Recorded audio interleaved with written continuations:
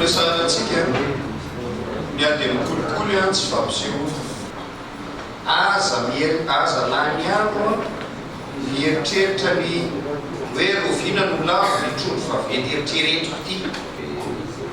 rehefa mbola zao a ny fahatapahakevitsika rehetra dia aza manantena hoe isan'le trondro vaventy eritreretinao a enjerao azy fitsarana ambony a mitsara anireo olona zany a zay manana andraikitra ambony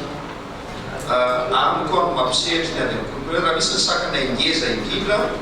amin'ny tsy fahombiazany ady mikolikoly dia anisany io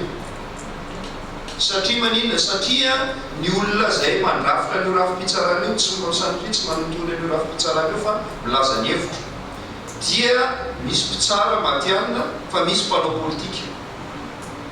ny olona ho tsarain'io mpanao politika satria mitana andraikitra ambony eto amin'ny firenena inona am'izay zany no atraiza am'izay no ahafahantsika matoky fa io fitsarana io a dia hitsara araky ny feon'ny fieritreretany a sy araka ny lalàna fa tsy sanatria araka ny ihany koa ny katsikatso politika dia ila zavatra tsy azon'le olona zany a dia eritreretiny kolikoly daholo ambaty zay zany mahatonga an'le hoe zahay lavitra ireto a tsy maintsy mandray zay fitaraina ny olona sy ny alahelo ny olona fa manadiady zay aloha hoe atraizany izy a no azo manomboka misy tsirika hoe ahitana hoe toko mety misy a fofona kolikoly tokoa zany a azotsika tokony a amin'ny tapatsika fanadiadina raha nanao zahay zany le tovana zany le fanaraha-masony le fanankaterahana le première phase zahay le première phase 2015 à 2017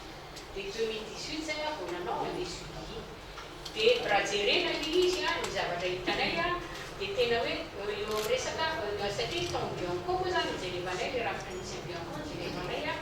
de hita fa tena miezaka tokoa ny bianco a mametraka ohatra cellule anticorruption misy maromaro cellule anticorruption tafapetraka ny éducation prévention raha jerenay dia mahafa-po zany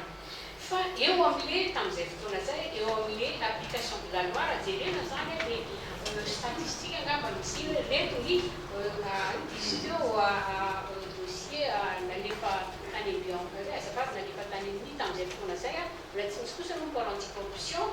dia reto milasa tany a dia eo zany ohatrany somary mandriky ary zay misy any anatindray hoe maika dia maika fametrana le par anticorruption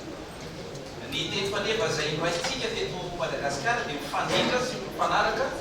dia mifanevaka be napetraka ny firenena mpitiavana miaraka ny voalaza teo dia ny hoe miara-mientana isika ary zay fiaraha-mientany rehetra izay no andresena ny kolikoly dia mety misy ny tsy resy lahatra loatra